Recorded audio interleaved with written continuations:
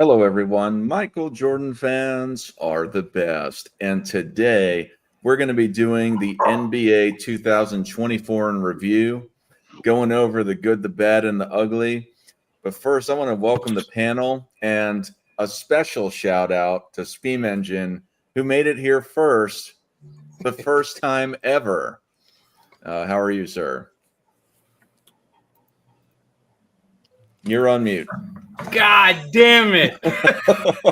Exactly. He ruined it. Just like that, he ruined it. Oh, wait. All right. What the hell? You guys started on time? Well, you guys weren't even here. We figured we thought you'd still be continuing your show. He's cutting into my intro time, so just move past him. Go to the next one. We've got NMB Sports. Nick, how are you, sir? Doing good. Happy New Year. Merry Christmas. Glad to be here as always. We've got the Hoop God 23 with the worst Santa hat in the world. How are you, sir? Or is that even a Santa hat, or is that just a beanie? Yeah, it's a Santa hat. Alkaline water, orange, lemon, lime. Hey, ready for a great show, guys. We've got AOH. How are you, sir? Hey, we drummed up some Jokic hate to throw at Scap if anyone comes over from the previous show. Enjoy, Scap. We've got Robin Sports and Fitness Rants. How are you, sir? Oh no, you're lagging. You know how I'm doing, man. Happy New Year, man. Happy holidays, man. Shout out to everybody on the panel, man. It's great to be back with you guys on another Sunday show. Like my man AOA said, we already got the show started, man. We kicked it off early with a little pregame rants, man. So let's go, guys. You guys know the deal, man. Let's roll. Hey, y'all couldn't hear him through his mute? I heard him loud and clear. No, it lagged a little on my end, but it's fine. Okay. You look so intellectual, Steam Engine. You got me fooled. Just wait. I brought information today. He has at least one set. Yep. Hey, are you carrying an apple like LeBron with his ensemble in the post game? That's what these aren't even prescription glasses. We've got newcomer. They have no glass in them, don't they? No, there's real glass. We've got newcomer Mr. Moss, who's come to my show the last couple times. I thought he had some great insights and wanted to have him join us on the panel today. How are you, sir? I'm doing good this morning, man. Salute to all you guys, man. Love the crew, love the panel. Old school NBA analysis. Enjoy it, man. Yep. And we got Jay Scapatak. How are you, sir? Doing well, Dark. Thank you. Thank all of you for being here to do the year in review. Good seeing all of you. A merry belated Christmas, a happy soon to be New Year's to everyone out there watching along, and we all thank you guys too who are on here watching. Appreciate you guys. And real quick, Dart, as bad as the Hoop God's Santa hat may be, it pales in comparison to that ass Dallas Cowboys banner behind him. So Hoop God, maybe just keep the picture off, bruh. Just keep it. We don't need to see that. Hey, I'm a loyal fan. We're not making the playoffs, but I'm gonna stay 10 toes down. Steam Engine, since you came here first, and you have one way, and you have one one stat ready. What is the best thing you've seen over the last year? We're going to start positive because this channel is all about positivity. All right. I had a negative, but I didn't want to start positive if I'm being honest, but that's fine. The one thing that stood out to me as Trae Young, if I'm reading this correctly, is leading the league in assists. And that's what 2 out of the last 3 years. And for some reason, I can't stand that man, and I don't know why. I was hoping to get to the bottom of it at some point today. I wanted to cover that, and also wanted to cover the fact that where is it? Anthony Davis is averaging something like 30 and 14. And I know I'm beating a dead horse here, but why does LeBron need help? I know you said positive. This is me being positive about Anthony Davis. So why does LeBron need help again? Those are like two glaring things that stand out to me that the NBA, again, is just dropping the ball marketing-wise. So I was hoping we could cover just a little bit of that. I'll save my actual factoid for when it's appropriate. I'm not sure if you said something good, but anyway. Yeah, I don't like Trae Young, and LeBron doesn't need help. Those are positives.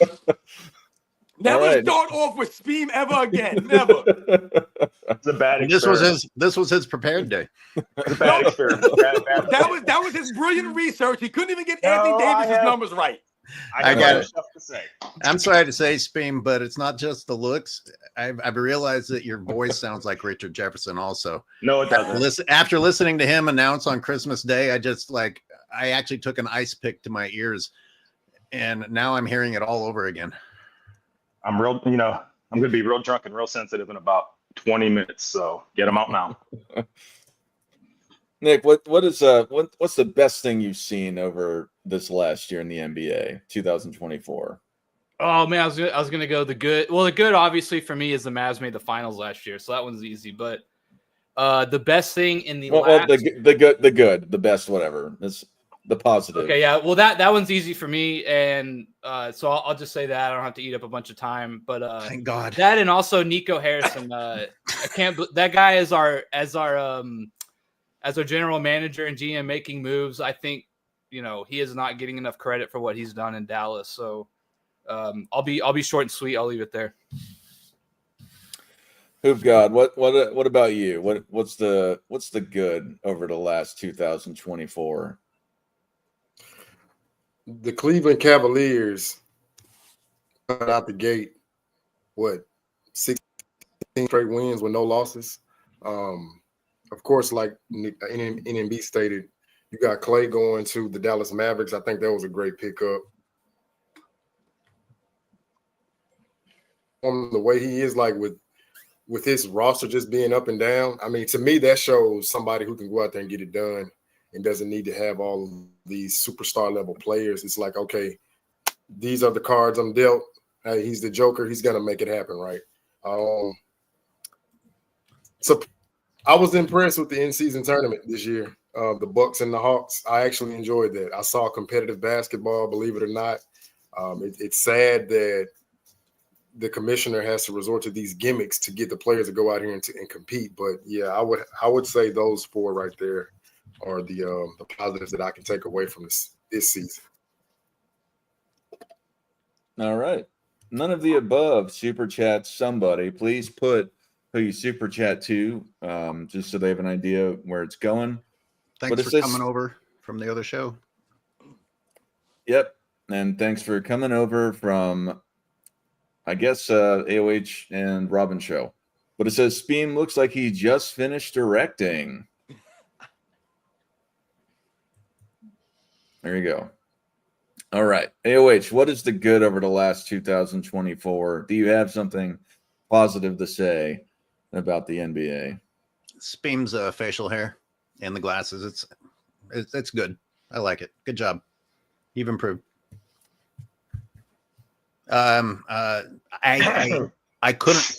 couldn't hear Nick today from all of Robin's yelling in the previous show, which was good because I know his takes are always terrible. Today I didn't even hear it, so I can't comment on it.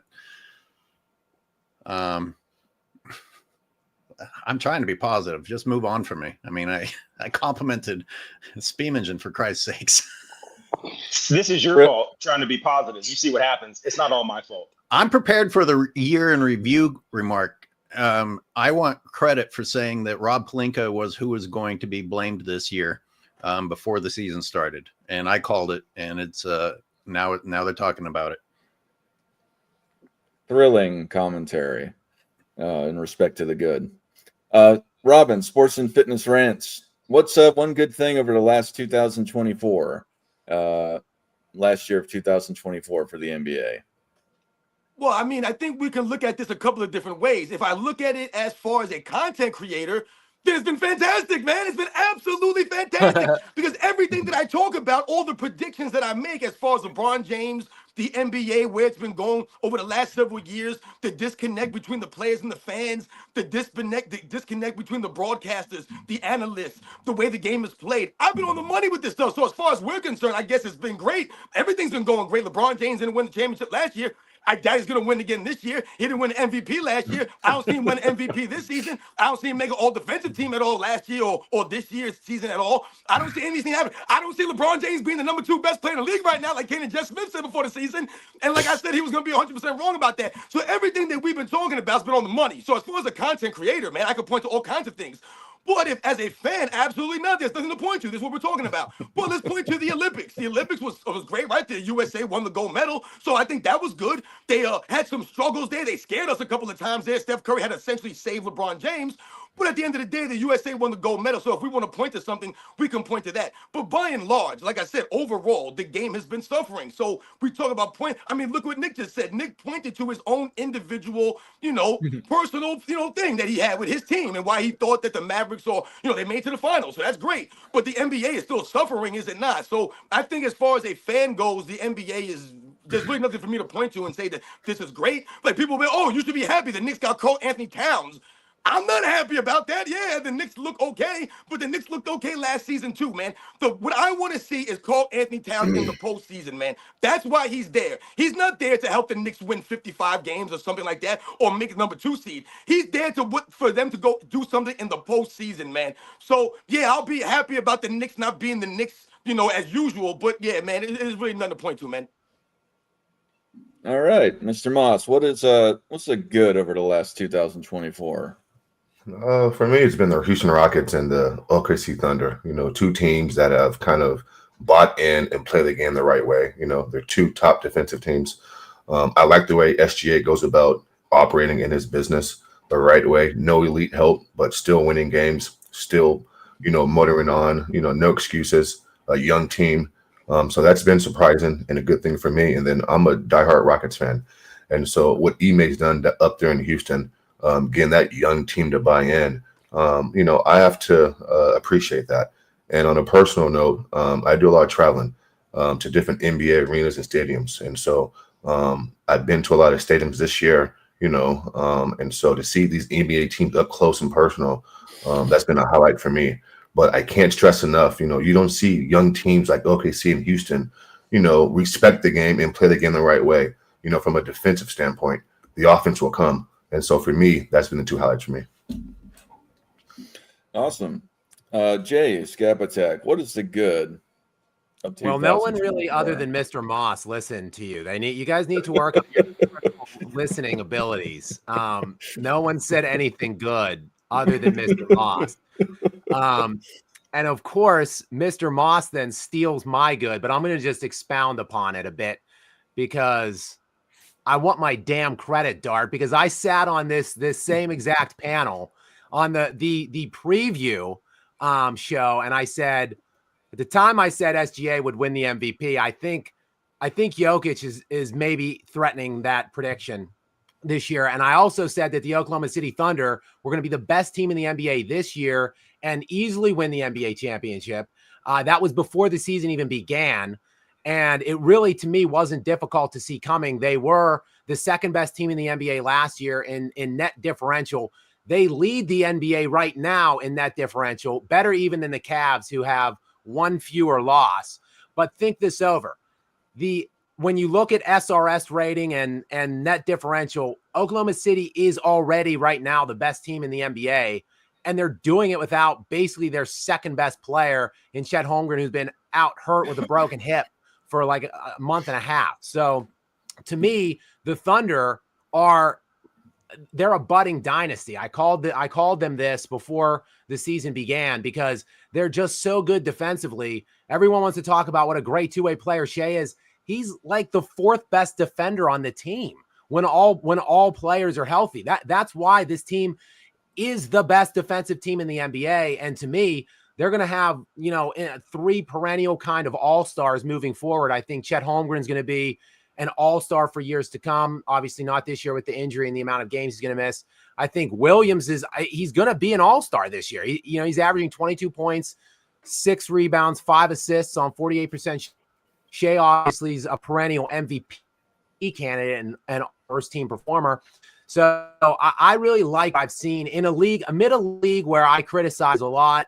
I denigrate a lot.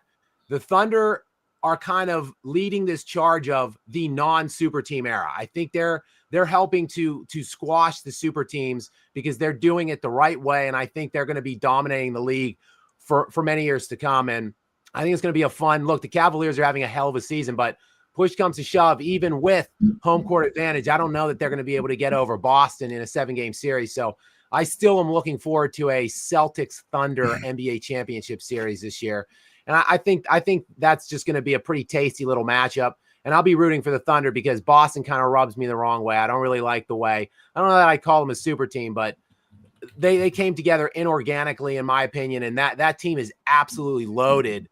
On paper, probably the best team of this century. I'd say they rival the Golden State Warriors, and a lot of those pieces came from outside of their organization and drafting. Oh my God. The most fucking pathetic roster in the league you just compared to. Jesus Christ. Now, I said this century, guys. Again, use your unclog the ears, use your listening mechanisms. I'm gonna this century would be post 2000. Okay? They got one addition that was noteworthy. Shaq, Kobe, Lakers, and then who else? Who's better than the Warriors? That Kevin Durant Warriors team. I mean, the only maybe thing the Miami interesting Heat. that happened in the last decade was Kevin Durant. Everything else has been them dealing with a criminal who hurts the team more than helps it. A guy who, thank Christ, finally left. By the way, Nick, I can't wait until Clay goes 0 for 10 in the playoffs for you. But I have a serious question for Scap really quick. In the age of this instant gratification, if the Thunder don't get it done this year, do you really think they're going to continue forward and say we'll get it done next year and not blow it up? Yeah, I think so, because the team is still insanely young. When you look at their top 10 rotational players, so their top 10 guys getting over whatever, like 12 minutes a night, all of them are 27 years or younger, other than Alex Caruso, who's only 30.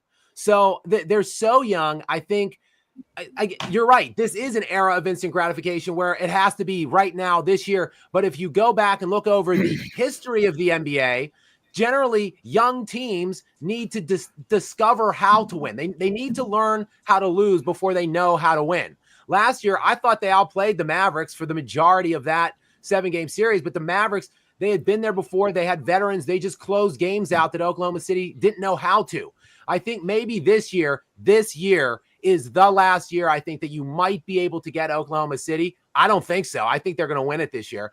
But if they lose, it wouldn't necessarily shock me. But I think that, yes, they're just going to remain the course. They have all these young two-way assets locked up for several years to come. Good luck to the rest of the NBA after this year. If you want a title, go get it this year, because I don't think there's going to be many to be had on Oklahoma City's watch for several years to come after this one. Everything you said about the players is correct. Unfortunately, it's not the players you have to worry about. It's bad decision-making from the franchise. Yeah, but the Thunder are a very well-run organization. They have been for several years. Okay. I mean, one of the best. So I don't see them panicking and going in a different direction because look, they're going to, at least at worst, they're going to be a Final Four team. I don't know who I see beating them in the West in a 7-game series ultimately, but at very worst, they'll be in the West Conference Finals, which will be one step up from last year. They lost to the Mavericks in the semis last year. So if they get to the West Finals and lose, all right, that's a stepping stone year. To me, I'm looking over. I mean, the West is very tightly bunched. It's very competitive. I mean, when you look at the 11 and 12 teams right now are Sacramento and Phoenix. Like that's how deep the Western Conference is as a whole. So, I mean, there's a lot of good teams, but team for team in a 7-gamer, like I don't really know who can defeat Oklahoma City this season. Maybe coming out of the East, maybe Cleveland or Boston, but the way that Oklahoma City defends, I just see them winning it this year, but we'll see. It's crazy to me when we talk about young teams that people don't really, in my opinion, the Mavericks are a young team outside of Kyrie Irving. I mean, drafted Derek Lively. Luka is younger than Shai Gilgeous-Alexander technically. PJ Washington is the same age as SGA. It's just like, the Mavericks are going to have a good core for the next 5+ years as well. So obviously Luka's got to stay healthy. That's the big X factor for us. But I think they're not as good though as the Thunder. Didn't you just say they beat them last year? That was last year, and the And the Thunder, Mavericks Thunder only had- got better. The Mavericks The only Thunder- got better. The The Thunder Thunder did not only get got better. better. The Thunder's The Thunder- maturation process alone makes them better, but they added Hartenstein and Caruso in the offseason. Hey, The hey, West hey, got Dark. worse. Worse. It didn't get better. The West I got don't- worse. Let's those be guys real are not here. X The factors. West got worse, man. The Lakers Dark, are the fifth I seed in the have West. breaking. I have Let's be breaking real, D'Lo man. news There are no that I great definitely teams. There are didn't no see good in the teams, chat. man. What are we talking about here? You just spent all this time talking about OKC, Scap, and then you turn around and say, well, I don't know if they'll be able to beat Boston, though. What does that even mean? Who's the best player on the court in that series? Who's the best player on the court? Is it SGA or is it Tatum? In my opinion, it's SGA. There you go. So then they should be the team that should be able to beat the Celtics, man. So once again, who did the Celtics beat during their run? You talked about them being the best team since the worst. Who the hell did they beat? They're not, to me, the Celtics are not proven, man. Are they a good team? Yeah, they're a good team. But put them historically ranked? Absolutely not, man. Once again, they beat no one on their route to the championship last year. I'm not impressed, man, at all with any of the teams that are in the NBA over the last 5 seasons, man. There are no great teams. When you mention the guys needing to develop, guys historically need to develop. Why do they need to historically develop? Because there are other great teams that are in their way. That's why they have to develop. We're missing that very key point here. All right, Robin, let's, again, you just continue to not listen to anything I say. Everything you said, you just take everything, as you do week in and week out, you take everything ridiculously out of context. Yep. I'm not saying Boston's better than the 86 Celtics. I'm not saying they're the 90s Bulls. I'm saying this century, when you look at post-2000 Who did on, they beat, Scap? Answer that question. they won a championship. They're trying to Who defend did a they championship beat, though, this to year. be ranked historically? Who did they beat in route? Robin, Who last won? year, They beat nobody. Just Robin, say it. Just say Robin, it. can I finish? You're asking me a question. Answer You're it. asking me a question and then yelling over me and not letting me answer it. Down the rabbit hole. Can I Break answer the your D'Lo question? Trade news. Break this D'Lo Last trade year- news. Somebody break the D'Lo trade news, please. Let's go right into Last that. year, can I just answer the question real quick? Last Yeah. year, the Boston Celtics won. I don't like them. I've crushed them on my channel. I've only been on YouTube for like a year and a half, 2 years. I've destroyed this team every step of the way for 2 years because of their pathetic mentality and the fact they haven't won more. But the simple matter of the fact is last year, they won 67 games. They had the 5th best net differential in NBA history. They have 2 elite, high-level, perennial all-stars and guys that are all NBA caliber in Jaylen Brown and Tatum. They have Derek White, who is an elite third option, if you're even going to put him as a third option, because they also have Drew Holiday. And quite frankly, Porzingis is actually their third option when he's healthy on the floor. The team is absolutely stacked from a talent perspective. And when you add in their 67 wins, their 5th best net differential last year, and the fact that they won a title and lost 3 or 4 games the whole run, yes, I'm sorry. You might not like it. I don't like it either, Robin. I hated seeing that team win.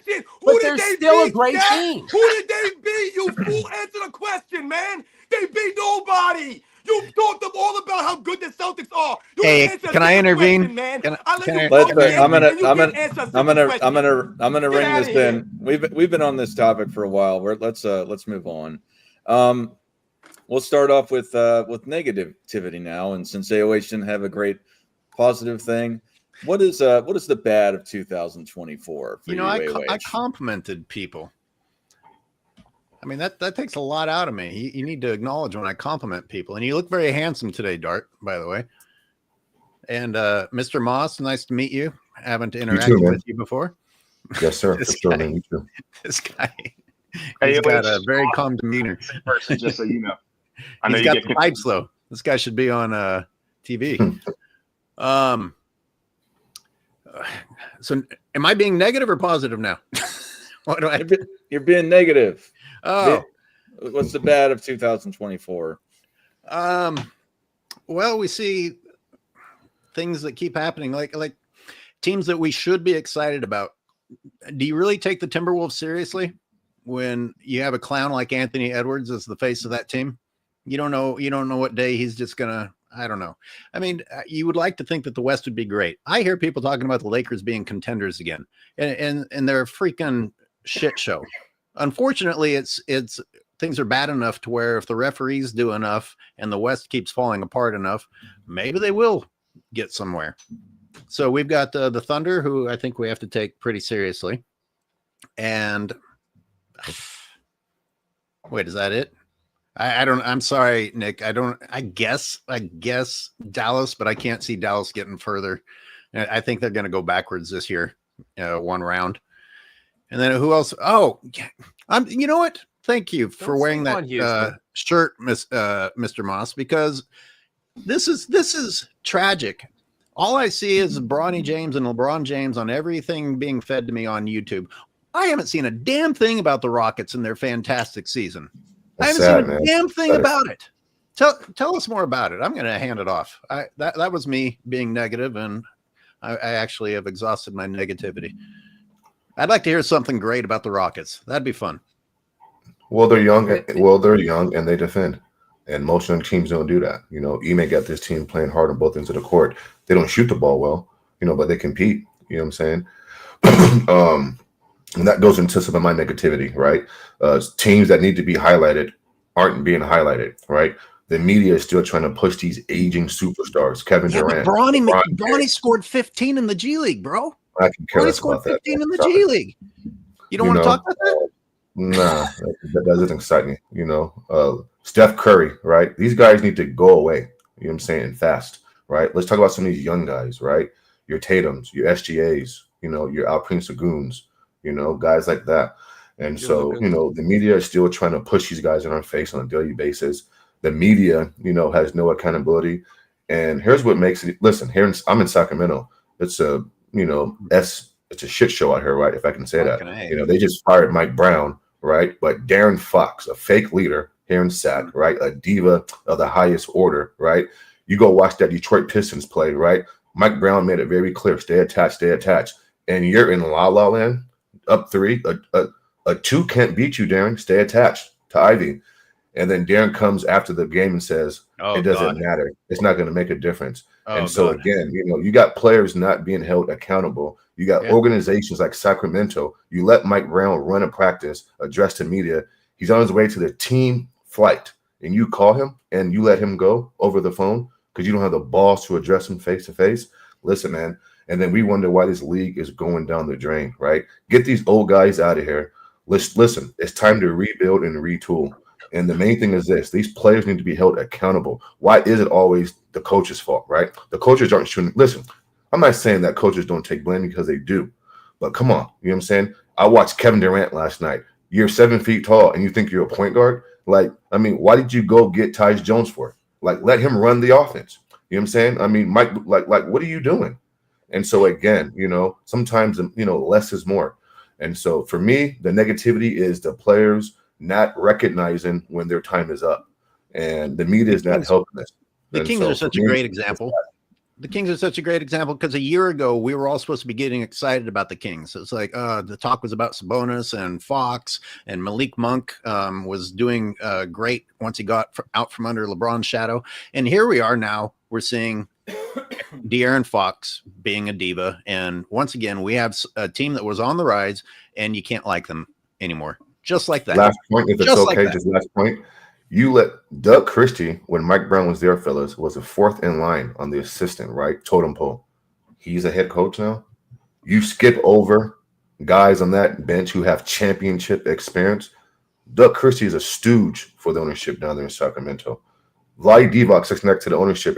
I'm a season Kings ticket holder, so I see all this stuff. I cover the team, on a smaller scale. It's bad business, right? And so, come on, Doug. Stop it. Listen, it's a slap in our face. And, I always use this phrase, we need to get back to old school NBA analysis, and we need to get back to old school media, right? Because these things aren't going to be talked about, on a higher scale. And so that's why I appreciate this panel. You know what I'm saying? But that's my negativity. Okay, real fast. Let me go through some of these super chats. The Say What Now says, how are the Celtics not proven when they win a chip and bring back most of the roster? I'm gonna side with Scap. I think that Celtics team for recent history is on paper pretty good. But recent history, exactly. Yeah, recent history. 25 years. Since 2000. Yeah, I guess. There's two sides of the argument. Still ain't answered my question yet. Did they go front to back so well because the NBA is not as good, or were they really that good that they had such a good run front to back, right? So it's When just I said depending they're on what not side proven, when wanna you look take. at the teams they beat, it's not necessarily the teams they beat. Look at the injuries to those teams. They were all missing I agree. either their best player or I their agree best with you. player missed all the games. So what I've I'm done saying is they videos didn't beat about it, anybody Robin. during that run. That's I'm what more saying. You well guys aware can't of it than dispute you, that. bro. Trust me. I What? know exactly who they play. I'm more well aware of it than you. I can tell you all the teams they So then played, name 'em. all Then the name players 'em. that missed, all the players in the Then league. name I the know. teams, Gap. Why are you I still know, talking? Robin. I know it all. He Trust me. knows. I get it, bro. I understand what you're saying. Now But we're look, getting. Now I know. look. Now you're broing me. Now I know because you know I'm right. I know. But You know look, he's right. I know. just like They're Batman not tells proven. They Rachel beat Dawes nobody in and went Batman to games. Begins. All the guys It's you not mentioned, who I Kristaps am Porzingis, underneath. who is he? It's what I do that Tatum is defines nothing. me. How many times Okay? did They won a title, my guy. The Celtics lose to the Miami Heat when they were the Miami favorite to Heat. win. How many times did they lose as the favorite to Celtics? They haven't proven bunch of anything, times. man. They beat still won nobody. last year, Robin. In a game They with won a nobody. title. No And they're teams. going to be right there this year. Great for if them. they defend Fantastic. the title We're not this great year- historically. That's the whole point here. Kind of that's what's Okay, happening. let's get to the next super Once chat. again, I'm on the money. Say what You're now never also on the does- money, Robin. Yeah, I'm always on the money, Scap. Always. Say what now says in order to win a championship you have to be great or good teams hands down. Yup, yeah. I agree. You have to Yep. be the greatest of that Yup, time. you got to beat the teams in your era, You right? have to be the best that year. That is Yup, facts. you got to beat the That is best facts. teams in your era, right? Also, say what now says, oh, and they won a chip without Kyrie, who was probably the most unguardable player in the history of the league. I don't particularly agree with that. Who, Kyrie? I Yeah. wouldn't say that either. Say Hey, what now can I, says for $5 super chat though. I think these are coming through on my channel, and I want to give this person a little love by starting a Boston Celtics conversation. You guys have mentioned how good they are on paper, and they are stacked. Are they boring to watch? Hey, who is Ted despite Lasso? that Who's roster? Are they, and despite how good they are they boring to watch? Shoot 53s a game. No, The thing that annoys me the most about Robin fundamentally is that he forces me to defend things that I don't even want to defend. I hate this Celtics team. I hate the way they're put together. I don't like many of the I don't like the mentality of Tatum. I don't Yeah, like I'm just saying they're I not don't like great what they did to historically. Ime Udoka. That's what I'm I don't saying. like anything That's about it. them. so They're Scap, not great historically. I didn't say you were a fan of them. I'm saying, everybody in the chat, Sports and Fitness Ranch is saying the Boston Celtics that won last year are not a top 5, top 10 all-time great team. I'm saying they're not one of the Agreed. historic great teams. okay. When Hey, you're comparing them hey, to the 2017 Warriors, you're putting them in that realm. I don't believe they're in that realm. That's it. Robin, let me ask my Scap. bad. Let me ask Scap very specific. Are they boring to watch? I mean, I don't particularly like watching them. They shoot probably 45 3-point shots a game. Like, I mean, no, it's not compelling basketball. But like when you look, I mean, did I even mention Sam Hauser? I'm pretty sure he's probably going to win sixth man of the year, like overwhelmingly. Right. I mean, the team, they're just loaded. Like I hope they don't win this year. I think Oklahoma City will beat them, but I mean, a lot of people are talking up Cleveland now. Finally, I don't see the Cavaliers even. They're going to have home court because the Celtics just F around. They lost three out of their last 5 games, putrid losses because that's what the Celtics do. And the Cavs are going to have the one seed in the East. They're going to have to go through Cleveland to do it. But ultimately, I just think that assortment of talent, I just can't deny it. And I mean, if they win a second title this year, I'm not saying they will, but if they do, unfortunately, I don't want to do it. But the conversations are going to begin with how good the team is from a historical standpoint. One is not enough, Robin. I'm not saying they're historically great, but if they do win another one this year, back to back with this loaded assortment of talent, I'm just telling you that the conversations are going to be there. Wisdom Inaki for 1,000 Nigerian. I don't know if they're dollars. Anyway, y'all are what the Nigerian money's called. Anyway, y'all are part of the problem. You should be talking about Wembanyama and Edwards. Wemby's a top 10 player of the season at 20. Edwards. I did talk about Edwards. Edwards is part of the problem. Edwards! How dare you praise Edwards? How dare you get on the bandwagon with Edwards? Are you kidding me? Stop it. And Wembanyama, a freak, taking He said he don't 3-point want shots. to dunk because it hurts Yeah, he his just hand. shot 10 plus You threes want a us few to games praise ago. that Not guy? impressed. Wemby just shot 10 plus threes a few games ago. Anthony Out of Edwards is order, out of averaging like don't 9 or like 11 threes a game. He's part of the Right, problem, don't not like it. us. We're not Hey, part of the problem. We're is holding this a these LeBron guys fan? accountable for the way they're playing the game. Is this a Anthony LeBron Edwards fan? is being lazy. He should be playing his game. He's one of the great athletes in the game. So he should be playing that athletic game. You shouldn't be telling us your hands hurting from dunking. You shouldn't be shooting 9 threes a game. You should be playing an overall game. But instead, you become lazy. And that's why the Minnesota Timberwolves are not inconsistent. Everybody wants to blame Julius Randle and the Karl Anthony Towns. They want to put no responsibility on Anthony Edwards. Come on, man. Stop it. Nah, Robin, that's bullshit, man. I can't just let. No, go ahead. Yo, Victor Wembanyama shot 16 threes on Christmas Day, man. Me and my When somebody- parents, my family, we was watching that game, yo. He shot 16 threes in that game. And I'm not knocking Victor Wembanyama, but you're part of the problem when you're taking that many threes. You're taking away from your overall game, man. You should be banging down low. And the When Spurs somebody wants lost to that pass game blame- for me, in my opinion, because of the kinds of shots he was taking towards the end of that game, man. You were jacking up these threes. When somebody All right. wants to pass blame like that guy just did and blame us that we're part of the problem, I got to assume that they're LeBron people. And therefore, your LeBron boy said that the league is taking too many threes. And yet you just defended Wembanyama, who has no business taking threes and taking a lot of threes. So which side are you on? You know, you just want to blame us. Well, what do you support? Do you support your boy LeBron James, who says the league is taking too many threes, while simultaneously telling us we should get behind a freak in the paint of Wembanyama who's choosing to take threes? Which one is it? Don't forget, LeBron said that. Then he takes 10 threes the next game. So I mean, Yep. you know, don't. He shot 12.5% the next game from three. Ronell N is 15. I have no idea what sort of money that is. It's weird looking. Anyway, Crypto, I think, or something. That's weird.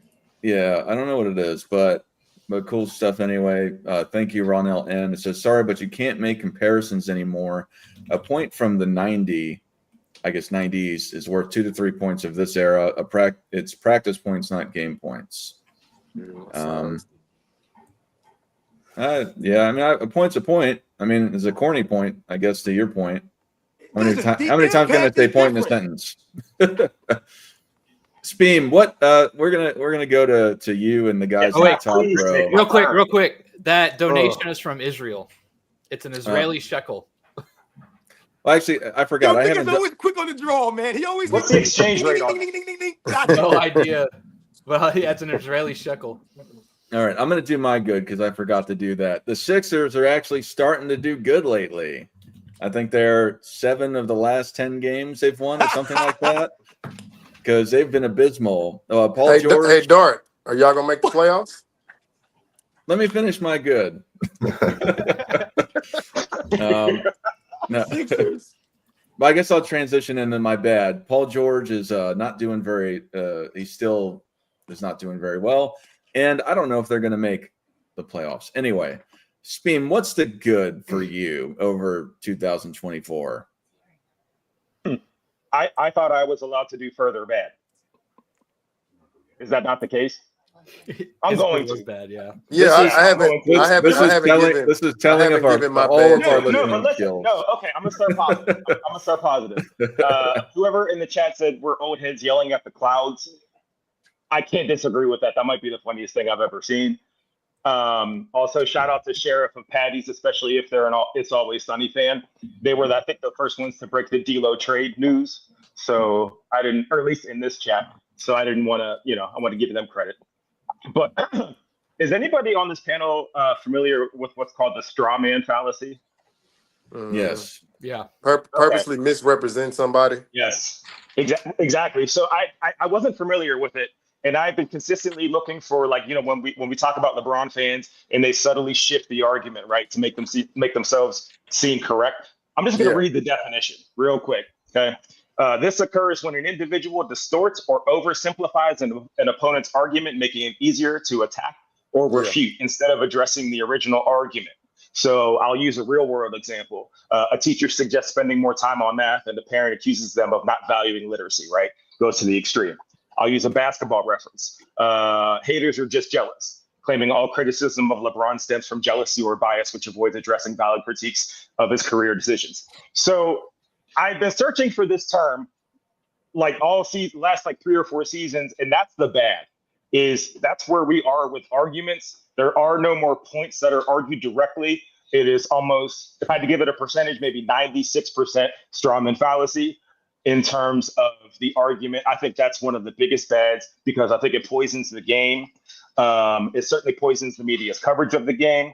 And, it's something nobody really talks about. So I got a good example. Yeah, I got one like too. Whenever you after say Knicks.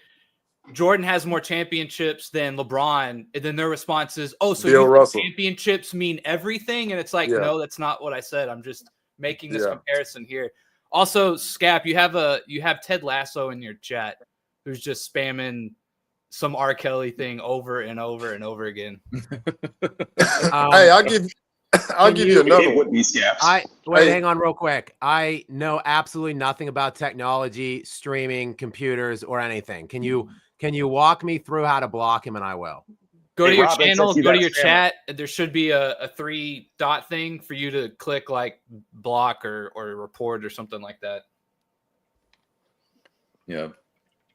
Hey, All right, so Nick, so speak. Nick, what oh, my about bad. Nick? What about your good? This show has gone off the rails. This My good entire was the time. Mavericks making the finals last year. And, Yeah, we're on the better bad.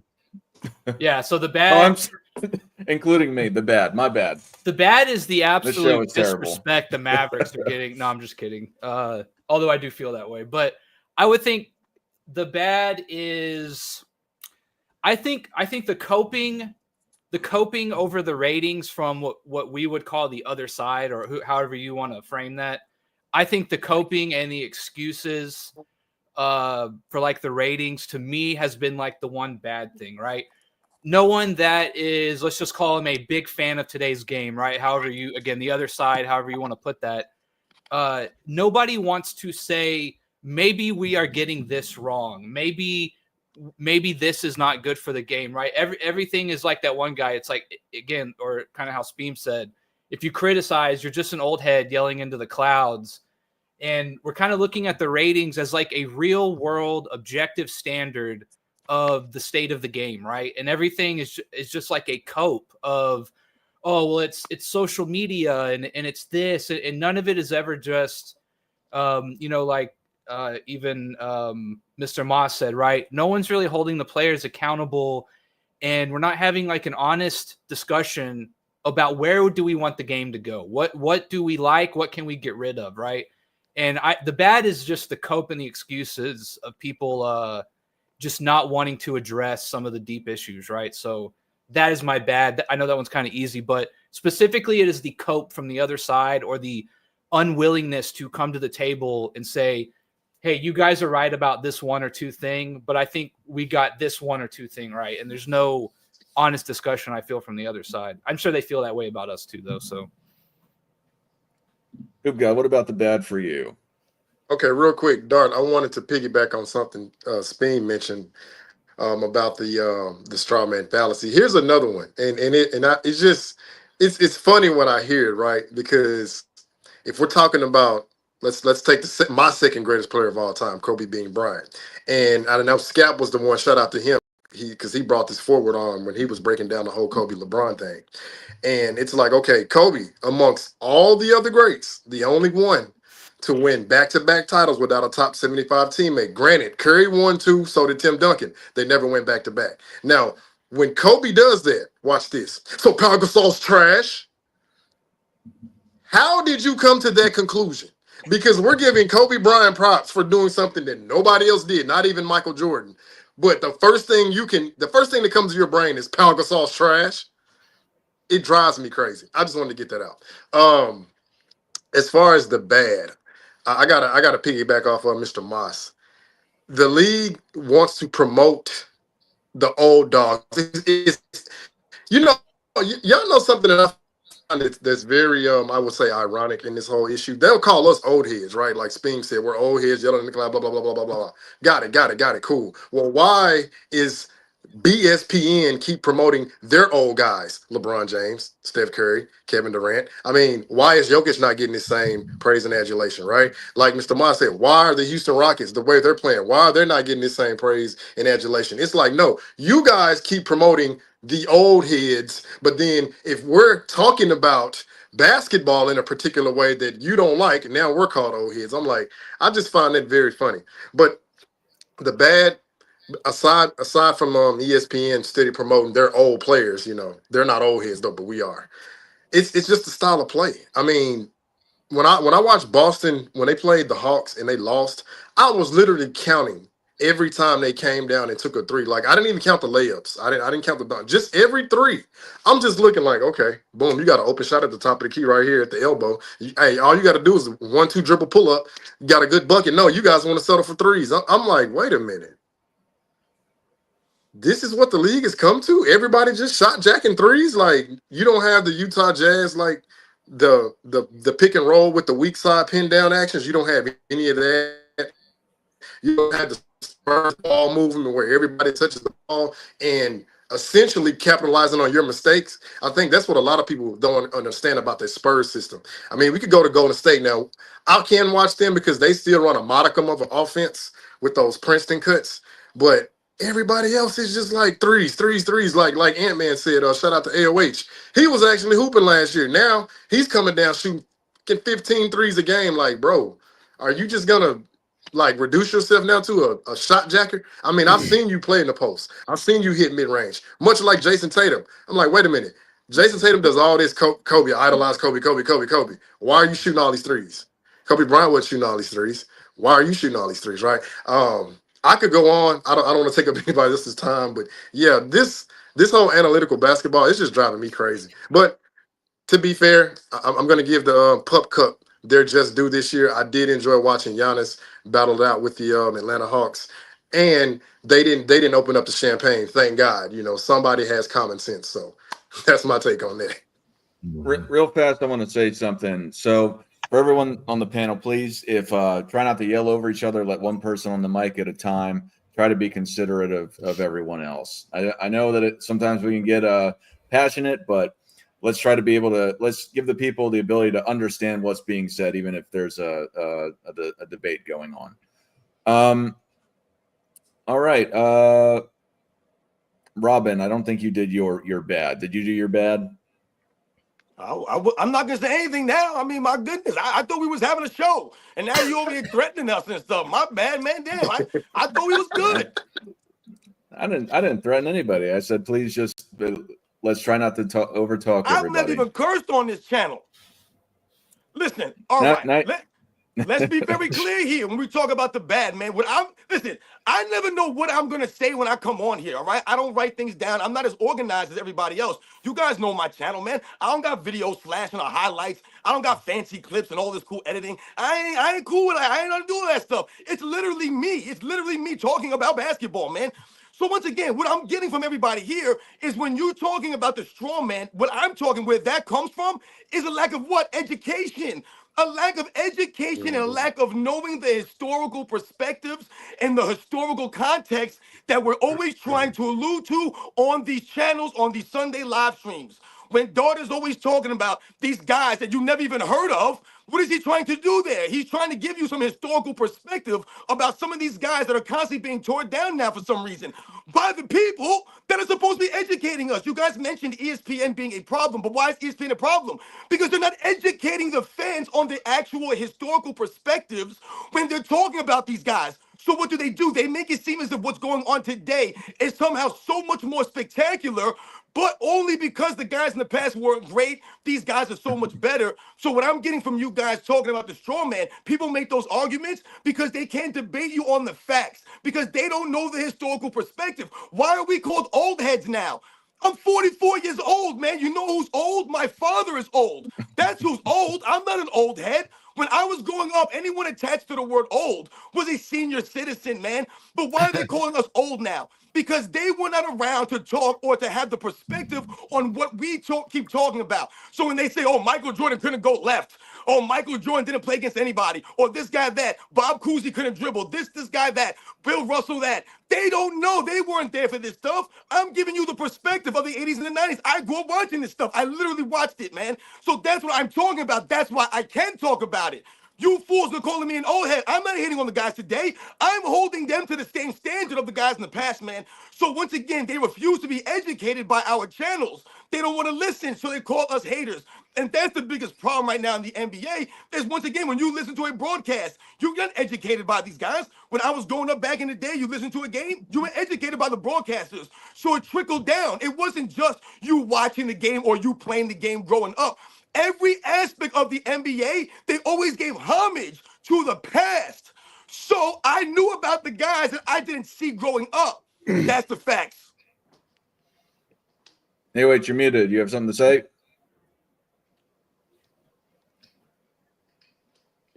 I know you were raising your hand, but I wasn't going to stop. I was trying to be polite, you know. Hey, teacher, You can't calling me. stop my rant. But Dart can. Dart, you know you have the mute button, right? I do have the mute button. The mute button's the nuke button. Hey, to Hoops God and Speam, I just want to go back to that guy that was blaming us as part of the problem. You know what? It was once again on my YouTube feed today, a pop-up ad trying to get me to buy League Pass, and LeBron effing James and Bronny are on it. When are they ever going to realize that that's not selling? Stop putting that shit up on the screen and put Wimby and Ant-Man on there. I mean, how many viewers do you have on this show right now? And you guys want to blame us when ESPN is spending advertising money to keep showing the most washed player that we've ever seen continue to get praised? I mean, have some responsibility. Have some accountability. That's ridiculous. And I've got to share this with Speem because he wasn't on the earlier show. I've got to share with all of you guys. And it would be a Christmas gift to me if you all took a turn making fun of this guy. In my recent video, LeBron James is featured with his "Don't axe me" lines. And somebody said, and I didn't even say anything in the video, but people in the comments were talking about the way he goes out of his way to say axe is so annoying. And somebody said, how are you guys going to hate on somebody's accent? So now intentionally mispronouncing an English word in his own language is an accent. I just want you guys to comment on the extent these people are going to defend people. Can I go real first? Absolutely. So I caught on to that. I mentioned something on that video about how every time he swears, it sounds like he's uncomfortable doing it. You know, he is like the bottom barrel in terms of how to code switch, because he only does that around specific audiences. Because it's like that Key and Peele handshake sketch, right? How he is around certain people, he's not the same around others. They're like, it's not, I don't know, it might be genuine to him, but it's irritating because he always sounds uncomfortable, and it just aids in his fakeness. And no, saying axe is not an accent. That's like going out of your way to say ain't or cuz, like in a text message, like C-U-Z. Speem, he doesn't have a professional vernacular. He tries too hard. That's the problem.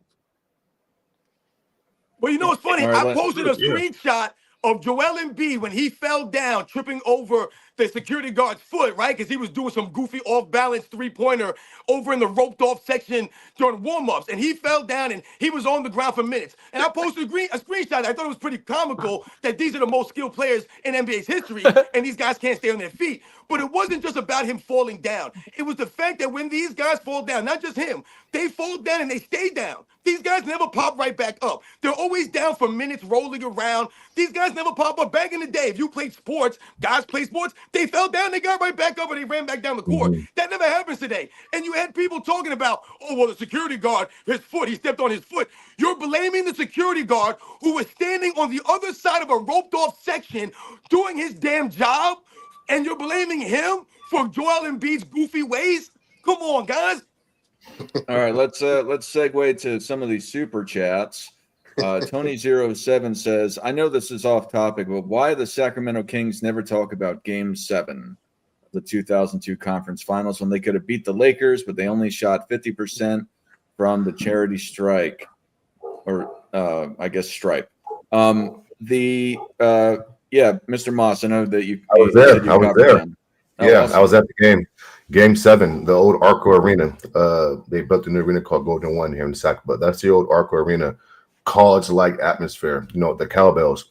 We point to Game 6 right in LA. Lakers shoot 25 plus free throws in the fourth quarter in Game 6. Vlade and Chris fouls out. You got Scott Pollard guarding Shaq. Anyways, fast forward to Game 7. The Kings blew that game. They went to overtime, but the Kings missed 15 free throws at home. And so I don't care. You know what I'm saying? We can point to Game 6, but you had a Game 7 at home. And listen, Shaq and Kobe was just too much. You got to tip your cap sometimes. But again, you had the ball in your court, Sacramento. I was at the game. One of the most iconic series in NBA history, in my eyes. And I've been to a lot of NBA games. I was right there behind the media. And they missed 15 free throws. Doug Christie misses a wide open 3-point shot. You know what I'm saying? Peja Stojakovic, one of the league's best shooters, misses a wide open 3-point shot. And so I got to blame the Kings for that. And we listen here in Sacramento, it's talked about. If you go on my channel, I interviewed Grant Napier, the guy who got fired for tweeting about Boogie Cousins, All Lives Matter, stuff like that. I interviewed him, and he talks about that game and that series and things of that nature. And he goes back to them missing 15 free throws. Listen, don't let the refs take the game out of your hands. In Game 6, the Kings had almost a 20-point lead in Game 6 on the road. You let the Lakers come back. And here's my last point, Dart. Walker guy, I forgot his first name, Asaki Walker or something like that. He hits a half-court shot. Samaki Walker. He hits a half-court shot in Game 6 that shouldn't have counted. The 21st shot clock had already expired or something like that. And so if we had to replay, that doesn't happen. But it's just that Game 7 was epic. One of the most iconic environments that I've ever been in, right? And the city was just somber. The city was, I never seen Sacramento that dead because it's right in. We assume the Kings go on and beat New Jersey, right? I think they do. And so, yeah, it's a classic series with an ultimate failure, right? And the Kings Mr. Moss, themselves. Quick question. Yes. Is that the game where Robert Horry hit the shot, or was that Game 5? No. Game 4 was when Horry hits the shot. Game 5 was when Mike Bibby comes off the pick and roll with Chris, and he hits a little. Yeah. Okay. Game 6, Lakers winning back in LA, and then Game 7, they blow it, and Chris and Vlade and those guys, and Doug and Bobby and Paige and those guys, Hito, you had Gerald Walsh in that squad, Mike Bibby, they played great that series. But when the moment got too big, and Durant talks about this on his channel often, certain guys have a certain era where they want that. They want that.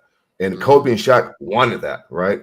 And the Kings couldn't muster up, what's required in the moment. And when you miss 15 free throws at home, I have to blame you. I can't blame the refs. Wisdom Inaki, I guess this one, I'm not sure if it's for Robin, but if Robin, you want to respond to this. It says, I'm not since he calls you out, he says, I'm not a LeBron fan. Y'all claim you hate Bron, but you talk about him a lot at 40. It's annoying. Sports and fitness, you shout a lot without making sense. What do you have to say about that? Once again, like I mentioned, I always tell these people, man, you guys can't do what I do. My channel, anyone that knows my channel, hey, listen, go do me a favor. Go look at my fitness videos. I got a lot of information in my fitness videos, man. It'll do you a lot of good, man. I know a lot about a lot of things, man. Once again, man, I got the facts. My channel is nothing but the facts. It's literally me on camera, no editing, none of that stuff, no scripted, none of it. I'm literally talking basketball. That's what my channel's about, man. So I have the facts, and you guys know the deal, man. Hey, Dark, can I make a statement about that? Now, what he said, people claim to hate LeBron, whatever. Cool. Well, does Clutch Sports hate Michael Jordan or Nick Wright? Because they're always talking about Michael Jordan. I'm just looking at the hypocrisy because clearly it has no bounds. That's all I want to say. Johnny Arnett is here. This happened 15 minutes ago, but he says, mod me, Scap. You need some mods you can trust. YouTube hates spammers and bots, and it can actually get your channel in trouble if you don't ban them. And Johnny Arnett, you're welcome to come back in the future as well. Scap. I don't. Can someone explain to me what that means? I have no clue what literally Make him a any of that moderator. means. I don't know what a mod is. I don't know what how to ban them either. So can someone help me? I'm serious. Yeah. I'll get with you offline, Scap. I'll walk you through it. But thank you, Johnny Arnett. Michael Silberg for $5. Yep. Adam Silver is all about flash marketing revenue and fake pretend, but zero honor for the game. All the problems ultimately roll down from the top. I think we're all more or less in agreement with that. But thank you, Michael Silberg, to wherever you donated. Please look at the ticker on the bottom where it says, please say who you donated to.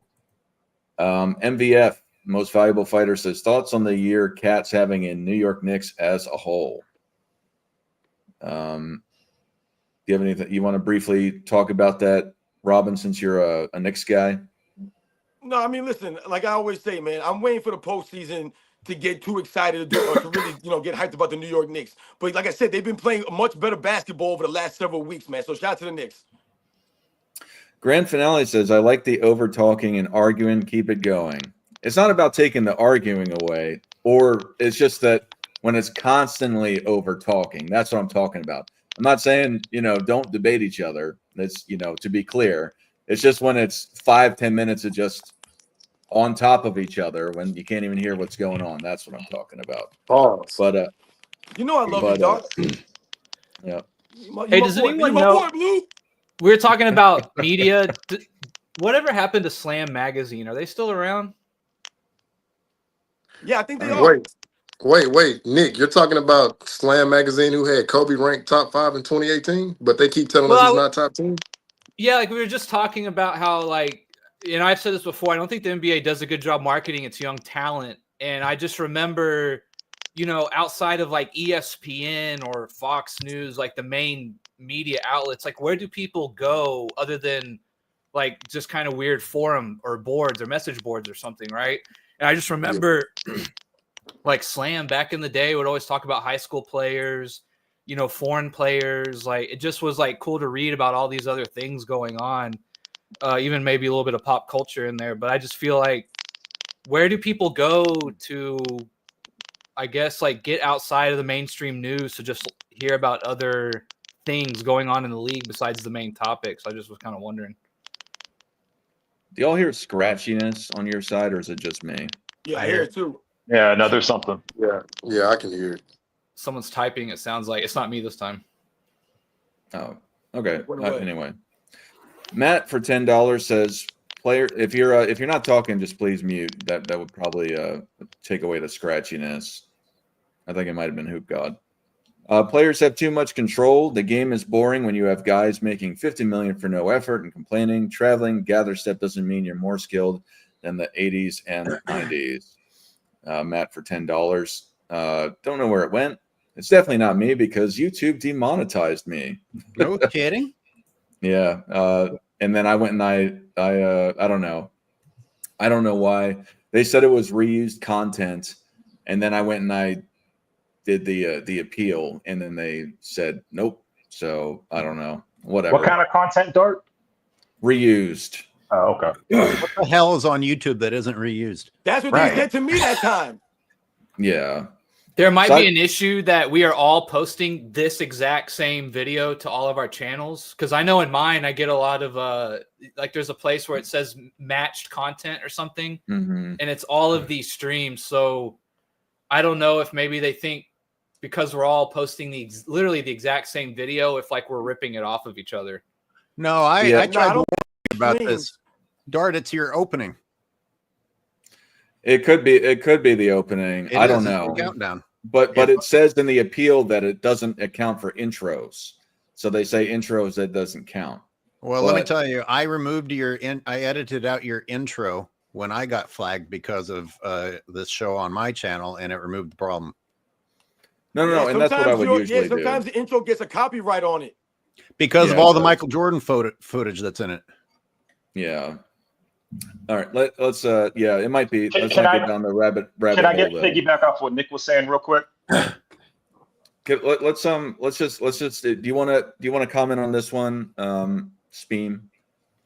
We're just trying to keep the show rolling. Okay. No. Yeah. I mean, I think that goes without saying. There's no, like, all these contracts are guaranteed, and even the incentive-based ones, they're still making, 20, 30 mil a year. So it's like, yeah, it's incentive-based, but what do you really miss out on? If you play less than 65 games and you don't get X pointless, award. So there's no real consequences. AOH, I know you refer to that a lot. I don't think there is a travel anymore. I think there's just dribbling and running, and then a judgment's made based on who the player is and how the ref feels at the time. So I think it's just going to get worse. And that's what I was going to say. And real quick, just off Nick's thing, even researching for this show, when you try to just Google NBA information, it's all like above board mainstream stuff on YouTube, on Google, all of it. They make it so difficult to find information outside of like StatMuse or a website like that, unless it's LeBron or Bronny James news. But I don't want to go back down that road. I want to respect your moderation, sir. Michael Yeah, Silberg. Sorry, go ahead. Sorry. Michael Silberg. We got 2 more of these, and then, or I guess 3 more. $50. Wow. Somebody got $50. Michael Silberg says David Stern had a balance between integrity in the game and marketing. Adam Silver is 99.9% marketing, and the deterioration of the game is the result. Scap, do you want to comment on this one? That says $5. No. There's another one one. that came up that's $50. Yeah. Oh. Yeah. Well, I mean, to me, last week when we were talking about Adam Silver to me is one of the preeminent issues. He's maybe the biggest problem that you can put your finger on, because look, the coach typically gets the blame for teams' underperformances. The star player typically gets the blame as well. And Adam Silver is the face of the NBA. Like, whoever you want to talk about, whatever players that are being marketed, he's typically the one making these decisions, as well as rules changes and so forth that are litigating out defense and creating a game style of which we see now. It's one thing that comes to mind was an interview recently that Kevin Garnett did with Adam Silver. I think it was maybe like a year or 2 ago. So pretty recent, where Adam Silver essentially, I'm paraphrasing here, talks about how the game was gross to watch in the late 90s and into the 2000s, that it was too much of like a prodding game, too physical, that physicality was taking away from the skill of players. And he highlighted Steph Curry as a specific example, saying that Steph Curry likely wouldn't be anywhere near as good, again, paraphrasing, if he was forced to play in the parameters of the 90s and into the early 2000s because of the physicality. Well, that's a Steph Curry problem, in my opinion. Like, that wasn't a style of play problem. Like, people do want to see great offense. People do want to see players putting up these great point totals, but they want to see it in the face of good defense. They don't want guys jogging down the floor, shooting wide open threes, or jogging for layups and wide open dunks. Like, you want resistance, right? You want to see great offense against great defense. Like, for me, Kobe Bryant, like what he was doing in those like 2005, 2006, 2007 seasons, where the roster had literally no spacing, no other guys to take any kind of the pressure away from him. And he's playing, double, triple teams night in and night out. Dude averaged 40 points per game for a month. He scored 50 or more in 4 straight games. The 81-point game that year, he outscored the Mavericks through 3 quarters by himself, in the face of really good defense, because league-wide scoring average at the time was 96 points per game. So all this just a long-winded way for me to say Adam Silver has to go. I said it on last week's show. Amid dwindling ratings, all-time lows in popularity, and they're going to puff up their Christmas Day ratings, but overall viewership, popularity, all at really historic lows. You got to go back to the 70s to point to this lack of interest in the league. It's time to make changes, and that begins with getting new leadership at the top, which is Adam Silver. I got to ask, does anyone understand who is responsible when an Adam Silver is given a big extension? Like, who gives him that extension? Because he's been failing for years. And The what owners. news do we get? Oh, he signs a huge extension. So who's ultimately responsible for The owners. The commissioner is always a representative of the owners. That's always the breakdown in the end. So they're making money and they don't care that the product is going away? I mean, what? Well, I don't know what the owners are thinking. I'm just saying the commissioner is there to represent the owners at the end of the day. Like, that's who pays his salary, kind of thing. Nick, where do you see Victor Wembanyama in 2 to 3 years? We keep having these super chats come in, which is a good thing. I'm going to take a break after the $50 one, and then we'll get back into the topic, and then we'll go back to the other ones. Not to be a nerd here and quote Dragon Ball Z, but I feel like Victor Wembanyama is like the final form of this era of basketball, if that can kind of make sense, right? He is, I think he is the end result of what like a Dirk and KD and a ball handler have kind of evolved into, right? And I'm excited to see, at first I kind of had the KD doubts. I thought he won't be able to be very physical. Maybe they'll figure him out. But I'm excited to see what he can do. And he's in San Antonio. So, Dallas is going to have to compete with him. So I don't say that like as if I like it, but he seems to take the game serious. I think he wants to win, right? I think he is coachable. He doesn't seem to have a negative chip on his shoulder, if that makes sense, right? I think he likes to compete, and we'll see how it goes. He's still very young. So mentally, how does he mature? We'll see. But I think overall he's fun to watch, and it's the two-way. Like, he is a good defender, right? As much as we hate seeing him shoot that many threes, he is a good two-way player. That's what's so, I think, fun to see. I'm more excited to see his defensive accolades and how they might stack up in the end versus his offense. But that's how I kind of see him. I think he's kind of like the final form of this era in a way. The Gold Eagle 99 says, how do y'all feel about, for $50, how do y'all feel about the NBA fan base constantly tearing down its past errors and players where it doesn't happen as much with other fans of sports?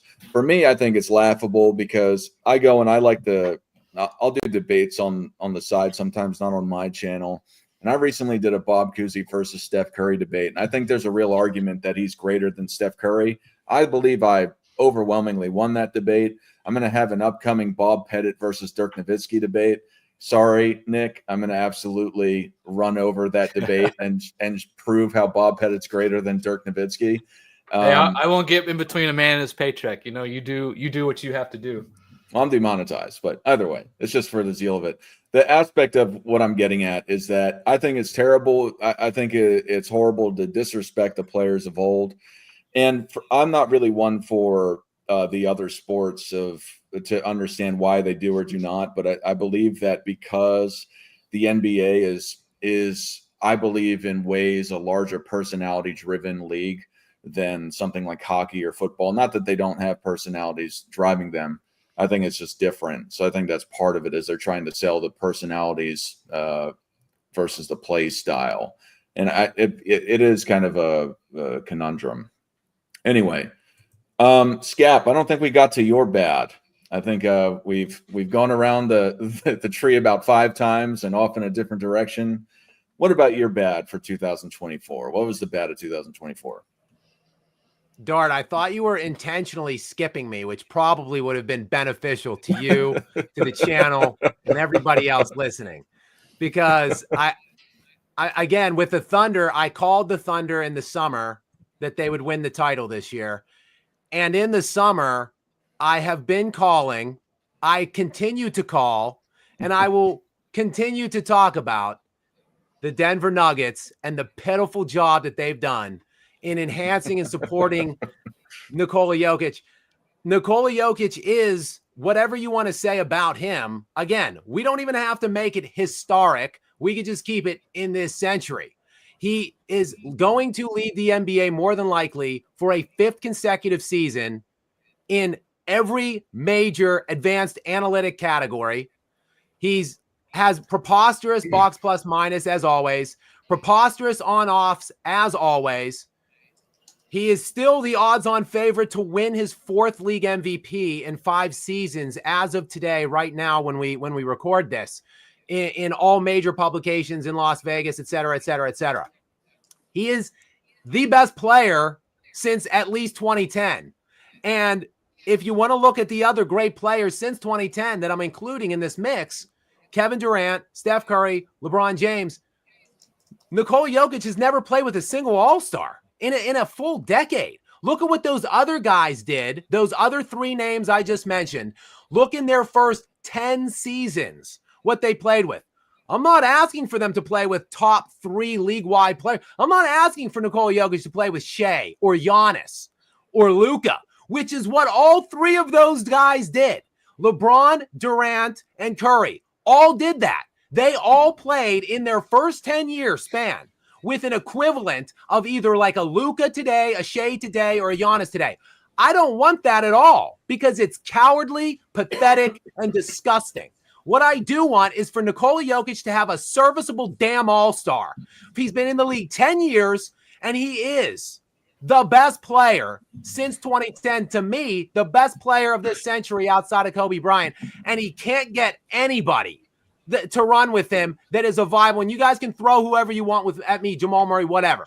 It's pathetic and it's disgusting what his organization has done, continues to do to him. He somehow won a title, but that is my bad. It will continue to be my bad because Jokic is going to play probably 15 years before he plays with an all-star, if he ever does. Can I please push back on that, please? Oh, please, Yes, please, thank God. Robin usually is biting at the tooth and nail. I appreciate your NBA acumen, but come on. I mean, listen, you're doing right now, no disrespect, but you're doing what we blame LeBron James fans for doing right now.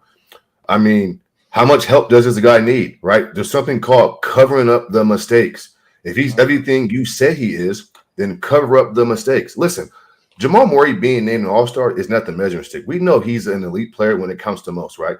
Porter Jr. and all these guys, right? Has Denver made some moves that kind of make you go, yeah.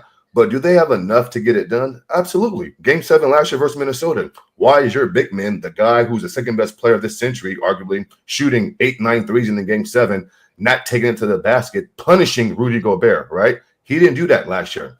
And again, you bring all these metric stats. That's the issue, Scap, right? Because you get on LeBron James fans, and listen, I'm not a LeBron James fan whatsoever, but you're praising stats. Like, I don't care about stats, right? Stats are just one piece of the puzzle. Like, his game needs to impact winning. They're 17-13. He just dropped 60 points about 3 weeks ago, and he lost the game, right? He lost that game. And so, again, Joker needs to do more on the basketball court. And guess what? Sometimes less is more. I don't want my 7-foot point guard running the point. I don't want my 7-foot center acting as a point guard, right? Let's get back to traditional basketball. Maybe if Joker allows his players to be themselves, he can get more out of them. Him getting 30, 10, and 10, to me, is not always a winning formula for that roster, right? And so, again, you adapt your game according to your personnel. So if Denver Nuggets, Scap, have taken some guys away from him, then Joker, modify your game and do what's best for winning, not what's best for individual stats. And so, again, you're doing what we blame LeBron fans for doing, saying now he doesn't have enough help. And how can you justify that he's been the greatest player since Kobe Bryant or you said something like that? Did you not watch Steph Curry? Did you not watch other guys? Like, this is crazy. The guy doesn't even play defense like that, right? And so, again, it's about making guys better. He's not making his teammates better right now. That's on him. He's the leader. That's on him. And again, this team has gone as Jamal Murray has taken them. I saw Jamal Murray drop 4 straight games in the finals with 10-plus assists. So Jamal has shown the ability to run the offense. But for some strange reason, Mike Malone, who I respect, he used to be a coach here in Sacramento, he puts the ball in Joker's hands. That's not a winning formula. You got that championship versus an undersized Miami Heat team. Kudos to you. But he's a one-trick pony, right? He's a one-trick pony. Joker needs to do less. Sometimes less is more. Dart, my I've got to get a shot at this. before No, Jeff does. no, absolutely not, AOH. Absolutely not. I sat here and I didn't interrupt one time. That was the worst I thing sat I've here ever and I heard in let my him life. go the whole time. Worst No, thing I've heard in my life. turn. My turn to talk. And everybody else can shut the hell up and not interrupt me like I didn't interrupt him. Okay? You good, AOH? Go Okay. ahead, Cap. I had your back, Okay. bro. I had your back. Because I would like to just credit myself for not interrupting through that entire diatribe. Therefore, again, as I just said, I would like the similar respect allotted to me so that I can just continue to say and make my points with what I want to say. Again, I'm not comparing this dude to Hakeem Olajuwon at this point or Michael Jordan. I'm comparing him to contemporary players. I'm comparing him to his contemporary players. The players post when Kobe Bryant's era waned and declined, who to me, Kobe Bryant is the second greatest player in my book in NBA history. That's where I have Kobe Bryant. After his time ended, which whatever era or time you want to say it was, 2010, 2011, 2012. From that time forth, Nikola Jokic is easily the best player. And if we're comparing him to the others, the Steph Curry, let's look what Steph Curry did. In his 7th season in the NBA, he had one championship, one that with 2 perennial all-star guys in Draymond Green and Klay Thompson. He wasn't close to a good defender, mind you. Andre Iguodala was the perimeter defender, and Draymond Green anchored their defense as a whole. And they won 73 games that year. That wasn't enough help for Steph, though. So in his 7th season as the unanimous league MVP, with 2 perennial all-stars and surefire Hall of Famers, he boarded a plane with the other cowards on his team and flew across country to the Hamptons to beg Kevin Durant to join up.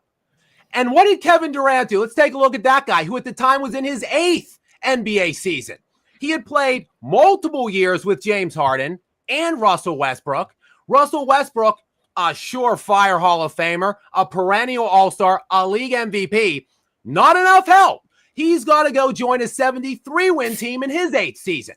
So in Steph Curry's 8th and 9th year and Durant's 9th and 10th year, those were the teams they had winning multiple championships with. How about LeBron? At the end of his 7th season in Cleveland, he had played with multiple all-stars. He had played with an all-NBA caliber defensive players, had the best record in the sport, won league MVPs, not enough help. So he has to go and join Dwayne Wade, who is a top 3 player in the NBA, undisputed at that time in his 8th season. And that's who he won championships with in year 8, 9, and 10. But so they didn't win, my guy, Mr. Moss. They couldn't do it. They weren't good enough. They cheated the NBA. They cheated themselves. They destroyed the competitive balance of the sport to go beg and whine other players to help them steal cheap titles. Now Jokic is sitting here with literally less than any of them had. He won one already, and he's not asking for anything. He's not leaving to go anywhere. And you're going to sit here and criticize him while defending Steph Curry like Steph Curry is some elite defender? Get out of here. Stop it. That team, the Golden State Warriors, were a top 3 net rated defense every single year that they won a title. 4 titles in Steph Curry's time frame. Top 3 net rated defense year end when they won 4 championships. Steph Curry stinks at defense. Congratulations for building a defensive team around him to hide his limitations. I can't believe you spent a Jokic LeBron topic 10 minutes shitting on Curry and Durant instead. I mean, all right. Now listen, here's my take. LeBron's You in the don't same have to- sentence as them. You don't even have to look at, we don't have to decide whether or not LeBron's team is talented or Jokic's team is talented. All you have to do is look at the number of transactions and the conversations surrounding those 2 players. Never ending talk about getting LeBron more. every season, every preseason, every beginning of season, every midseason, every trade deadline, every all-star break, every playoffs, and then the summer, never fucking ending. We've got to get LeBron more help. And it happens. Never ending transactions. So no matter how talented, because this is going to be a little bit opinionated, you guys can go off on this forever. No matter who you guys want to look at on those guys' teams, you can't compare the two in terms of attempts to get help, because I see hardly anything happening on the Nuggets team. I don't care if you think that Christian Brown is like the next Michael Jordan.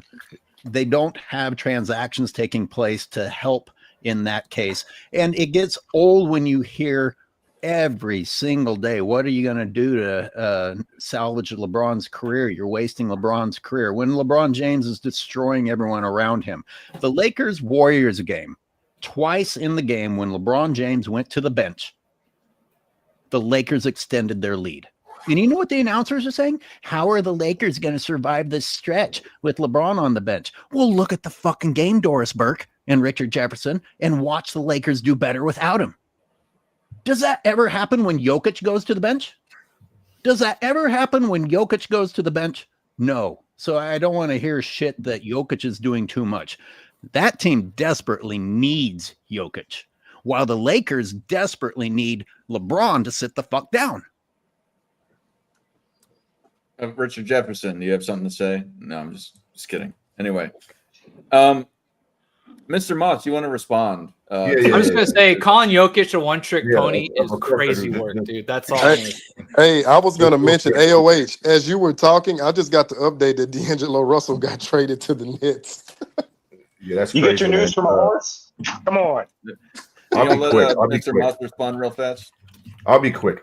And I totally respect Scap and Angry Who's fan. My thing is this: if we're going to deem Joker the best player since Kobe Bryant, then when winning time arises, then I need Joker to be the difference in these games, right? And Who's fans, I've seen Jamal Murray carry the offense with Joker on the bench and make clutch shots, big shots, keep leads available. Listen, do the Nuggets have an elite roster? No, they don't. But they have enough to be better than 17-13 and get something done. That's all I'm saying here. All I'm saying is this: I don't want my 7-foot center being a point guard, right? Jamal Murray has shown he can run the offense. And again, when you guys say Joker needs to do more, no, more isn't always the answer. Sometimes less is more. Let your teammates be teammates, right? And he talks about transactions and trades and stuff. Why is that always the answer? Why can't we hold these superstars to a standard that we held Jordan and guys like the Bulls weren't asking for trades and transactions? MJ says, it's okay. Give me my deck of cards. Come fourth quarter, I'll take us home. Kobe Bean Bryant, same thing. Give me my deck of cards. Fourth quarter, winning time, I'll take us home. I need Joker to do that if he's going to be the best player since Kobe Bean Bryant, Scap. I mean, listen, these are excuses. Go get it done. Listen, no roster is balanced and complete. Like, listen, there is no perfect roster. I think the Boston Celtics might be the best constructed roster. But other than that, I mean, isn't that why he's the man? Isn't that why he's a 3-time MVP? Isn't that why you call him the best player since Kobe Bean Bryant? So then hold him to that standard. Listen, who holds LeBron? Your role players get you there, and your superstars take you home. And so I don't care about transactions and trades and blah blah blah. Like, you're putting Joker on this pedestal, which he doesn't even belong to. Last point, Dart, I promise. He's not even facing real centers on a nightly basis. To be honest with you, he's really playing power forwards on a night in and night out basis. He plays AD and B once or twice a year. I mean, if they play. And so again, I mean, I can't even assess this guy properly because he's not even playing real big man. And so he has an advantage night in and night out. And again, I go back to last season versus Minnesota in Game 7. Your center shooting 7-8 threes in the fourth quarter, missing all of them, not running offense, not playing defense, not rebounding. But he's the best player since Kobe Bean Bryant, and he's not being held accountable. Y'all blame Jamal Murray and those guys. Stop it, man. Like, this is crazy, right? To whom much is given, much is required. Joker, he's not getting it done. Listen.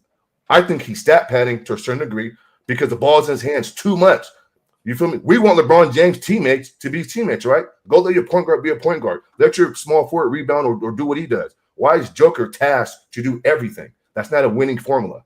It's not a winning. Oh, and then last point too, I promise, Dart. Didn't Jamal Murray run the point guard in the finals? Didn't he have 4 straight games, set an NBA record with 10 plus assists in the finals?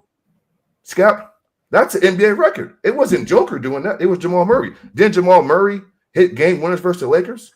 So this team goes as Jamal Murray goes, if you want to be honest about it. Joker's the best player by far. I'm not arguing that. But again, you make it seem like Jamal doesn't even matter. He does matter. I was just in Sacramento 2 weeks ago, Denver versus the Kings. Did you see Jamal in the fourth quarter? He killed it. He's the reason why they won that game. 18 you points guys will in the fourth notice that quarter. I was He dropped a big shot. You guys I will like notice Joker. that I was. You guys will I like notice I was Joker very- a lot. But come on, man. Like, listen, you guys are doing with him what we blame LeBron James fans are doing. Now all of a sudden he has no help, sports No. fan. He needs Stop more All help. right, come on. Stop, stop, This stop, is 'cause I'm gonna be literally fast. brief. He keeps saying he's going to be brief, and it literally is 10 minutes long. I actually will be brief. My I bad, actually guys. will be My brief. Can bad. I educate people, please? I actually will be brief in my response, which we can have this be the final response, because I know this is why I didn't want to go, Dart, because I knew it was going to devolve into this. It's all fun. Nikola Scott, you know that. Jokic, the year they won the NBA championship, became the first player in NBA history in the playoffs to lead a postseason in points, rebounds, and assists. No one else ever did it before him. That was the year they won the title. He Win averaged shares too, Scap. he averaged 30, 13, and 9.5, nearly a 30-point triple-double in the year they won the NBA championship. Okay, it was a historically individual great run, and yet all I hear about is Jamal Murray. Like, Nikola Jokic was phenomenal in that postseason, and he would do that every season. I'm not even saying that Jamal wasn't great in that playoffs. He was. The problem is he isn't ever anymore. That's why if Jamal Murray would deliver that level of assistance he did in that postseason run, Jokic would be sitting on his second straight championship and looking for his 2020. third straight, but he didn't play like that at all last season. However, Nikola Jokic did.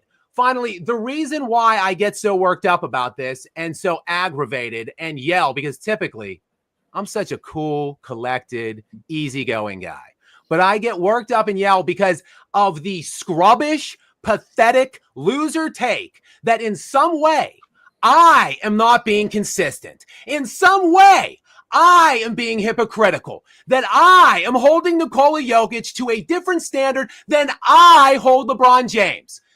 It's pathetic, and it's a loser, and anyone that says that is a pathetic fraud to me, and that's why it annoys the ever-loved hell out of me that you're telling me how I am. Me, that I'm not being consistent. Get the hell out of here. I know more about this than you, quite frankly. And I'm not going to be dictated to and told that I'm being a hypocrite from anyone on this panel, on anywhere else. I am holding Nikola Jokic to the exact same standard that I held LeBron James, Kevin Durant, and Steph Curry to. Nikola Jokic ain't doing what they did. He won without leaving. He won without teaming up. He won without a top 3 player. None of those guys could. And guess what? Nikola Jokic isn't saying he needs more help. He's not running. I'm the one that's saying it. I'm the one that's talking about it. His support compared to the other legends of this 2010 era. Look at the support the other great players have had since 2010 and compare it to Nikola Jokic. It ain't close, my friends. Jamal Murray, it's not close. Jamal Murray's not close to Dwayne Wade. He's not close to Kevin Durant. Hey, Scott, see, I was very specific. It's messing up your screen resolution when you yell. Real fast. Just to segue from this a little bit, and then Robin, I know you want to go, and you haven't spoken yet. So, real fast, Johnny Arnett said that he may be returning around January 15th. For the people that are interested in seeing him live again, he may be here during that time. Robin, No, you you want to? have to let me retaliate for 2 seconds. Is I it? very- Is, This is why we I should have very- skipped. I very Skip my bad. specifically This is left, why. I very specifically left talent out of my conversation. I never called Jokic the best. I never said who was good on which team. But to talk about Michael Jordan not wanting help and then pretend that transactions aren't important when today's GOAT, the guy promoted as a GOAT, never endingly, it's 100+ trades on LeBron James's watch every day. Why do I have to hear about all the help that he needs? And I'm not hearing that Jokic is the GOAT. I'm not hearing that, oh, we need to help Jokic with this season. I don't have any horses in the race for Jokic, but for him to sit there quietly while his front office does very little, while the Lakers, like Rob Pelinka, is about to be crucified despite doing everything he possibly could to appease LeBron James, bringing in more help for him. And that's happening at the exact same time in this league for somebody who's still being promoted as the face of the league, never ending getting help for LeBron James, while he continues to whine and hold a franchise hostage. I guess that one makes it intolerable for me. One person sitting there quietly, like Scap said. Scap's the one whining for him to get more help. It's not Jokic doing it. 100%. Okay, I'm done. Robin, did you want to add something? I know that this is one of your favorite topics. Listen, it had devolved into, I don't even know where we just went down right there, because you guys are on the money. There's really no comparison with LeBron James. So let's just get LeBron James out of our minds. But I mean, I'm a little confused, because I think what Mr. Moss is alluding to is, it's pretty much coming to an excuse. Because when we read off these numbers that Nikola Jokic puts up, and then we look at where his team is in the standings, or we look at the lack of overall success, let's say, but you look at the individual success that he's garnered throughout his career, then what you're alluding to is, once again, it's excuses. Because those numbers are not having an impact overall on the wins, apparently, right? Because you're alluding to he doesn't have the help. He doesn't have the guys around him to assist in the winning. All right, so we get that. The problem is that when we talk about historic, I know, Scab, you're not speaking historic, but this is what the problem is, though.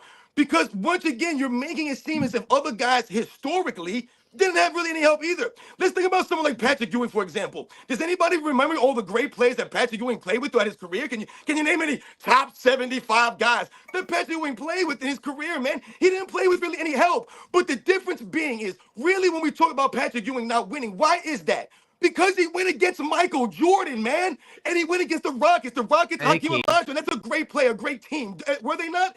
So Patrick Ewing, in his own right, would probably have a championship, maybe several championships, if he played in this era. Because how much help would he really need to beat some of the teams over the last several seasons? That's where we're alluding to. When we think about someone like Jason Kidd, for example, in the back-to-back finals that he went to, that was pretty damn impressive what he was able to do, leading a bunch of guys that you don't really know. Guys like Kenyon Martin, who's a quality player. He's a decent guy, but is he really anything without Jason Kidd? Is Richard Jefferson without Jason Kidd? And he was able to go to back-to-back finals, and he was a big-time player. But Jason Kidd didn't win any championships. But why didn't he win any championships? He didn't go against the 2023 Miami Heat. He didn't have that luxury. He went against the Dynasty Lakers and the Dynasty Spurs in the finals. So imagine if Jason Kidd was going against a lesser competition in the finals, then perhaps we're like, damn, Jason Kidd went back-to-back championships with Richard Jefferson and Kenyon Martin as his best players. That's pretty damn impressive. Mr. Moss, you mentioned the Sacramento Kings earlier and the series that they got into with the Los Angeles Lakers and how it went 7 games. And the interesting thing when I was listening to you break down the games is how you were talking about how the game came down to last-second plays often and big-time plays at big-time moments. Think about that series. What is that highlighting to you right there? That the Sacramento Kings went against a great team. That's why they didn't beat the Lakers, because the Lakers were a goddamn great team, man. That's why. The Sacramento Kings, though, if they played in this week era against lesser inferior teams, maybe they would have won a championship. But they went against one of the all-time great teams, and that's why they lost that series. Not because it was fixed. It was because they went against a goddamn great team, man. So when we talk about Nikola Jokic and the lack of help that he's had in his career, you're on the money, Scap. But once again, how much help do you need in this era? Yes, Kevin Durant, Steph Curry, those guys, we've called them out. He should not even be compared to those guys. That's the point here. Nikola Jokic was being praised because he was doing more with less. And that's why we respect him, man. Those are the facts. And I agree with you, Robin. You've beat me down. I'm with you. I agree with you. I'm done. I'm not even talking about. No, we're good today, me and you, Scap. The comps, right. I'm not even talking about historical comps. I'm talking about this era. There is no, and this era has been led by LeBron, Durant, and Curry. Would you put Jokic above Tim Duncan right now? No, of course not. Okay, all right. All right, let's get to super chats. I don't think we're going to have time for the ugly. I think it got a little ugly a couple times during the show. They love I think it. Yeah, no, it's got its Oh, place. good. Yep. Good debate. Absolutely. So let's go through some super chats. Matt for $10 says send the first Hold one his to diet, Scap, man. this one to Hold his AOH. AOH is a little off on Ant. He plays hard and wants to compete, and it's funny as hell. What do you have to say about that, AOH?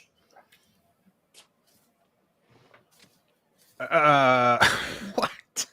Jesus Christ! Seriously, the guy who out of his own mouth says he's not going to drive the lane anymore because he doesn't want any wear and tear on his body in his 20s. Come on, think about what you just said. All right. Gary for $12 says salute to my homies, Sports and Fitness Rants, AOH, and Scap Attack. Keep that same energy. Can you guys define super team? I personally think it's a player-made team with 2 legit first options and at least a second option, and thoughts. Robin, do you want to do this one since, yeah. I mean, I don't want to go down a rabbit hole with the super teams because that's a loaded question, man.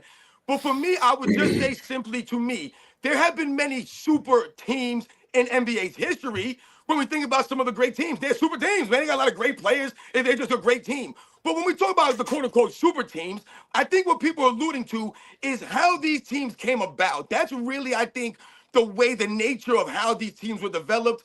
And I think that's really what it is, man. Because once again, when we talk about guys, joining up with each other, it's not necessarily that other players didn't come together or try to ring chase, quote unquote. It's like Scott was saying earlier. Look at when these guys are coming together. They're coming together at the peaks of their careers, and these guys are coming together from the same draft class, which is kind of, that never happens like that. Like I said, the way that they're about. So that to me is the definition of a super team. Cameron Peterson super chats somebody for $2 Canadian.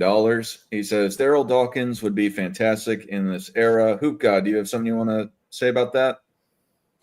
Daryl Dawkins, aka Chocolate Thunder, I think he would absolutely dominate this era. I mean, let's just be honest.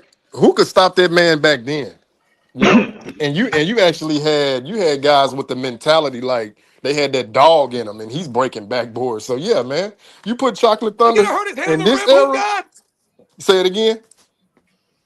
Is he gonna hurt his hand on the rim? Oh no. He gonna shake that off, man. No, he ain't gonna hurt himself, man. Come on, man. That's Chocolate The Thunder. rim's getting hurt. Exactly. All right, the Gold Eagle 99 super chats. I assume Scap for $20. Scap, how will you judge the Joker's career if he ends his career with more MVPs than championships? I mean, again, it's difficult in the context of this era. It's difficult because I've talked about this era ad nauseum. Honestly, I think everything is easier to accrue today. It's a far more efficient era than any time before. The pace, the rate, the scoring per game, it's out of this world.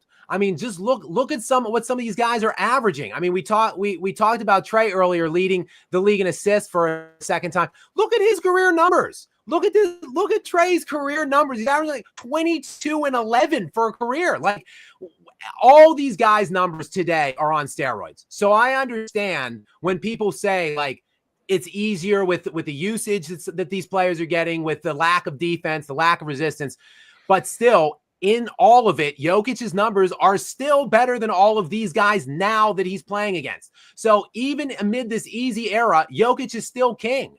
And look, Hakeem is in my top 5. Hakeem Olajuwon is one of my all-time favorite players, elite two-way player, arguably one of the 2 best peaks of all time. He's in my top 5 ever, and he has only 2 titles. So what are we saying? Like, can Jokic be possibly a top 10 to me with just 1 title? If Hakeem is top 5 with 2, then it is possible. I think for me, Jokic does not play great defense, which my top 5 are all elite two-way players. My top 5 all time, elite two-way players. But Magic is in my top 10. I think Steph Curry is a fringe top 10 player. Kevin Durant's top 15. None of these guys are good defenders. So if they can all be in the conversation as well, despite not being elite defenders, then Jokic can overcome that hurdle as well. So if I think he will end with more MVPs than championships. There's no doubt about that because he ain't getting 3 championships, and if he gets a 4th MVP, he's obviously not going to get close to that many titles.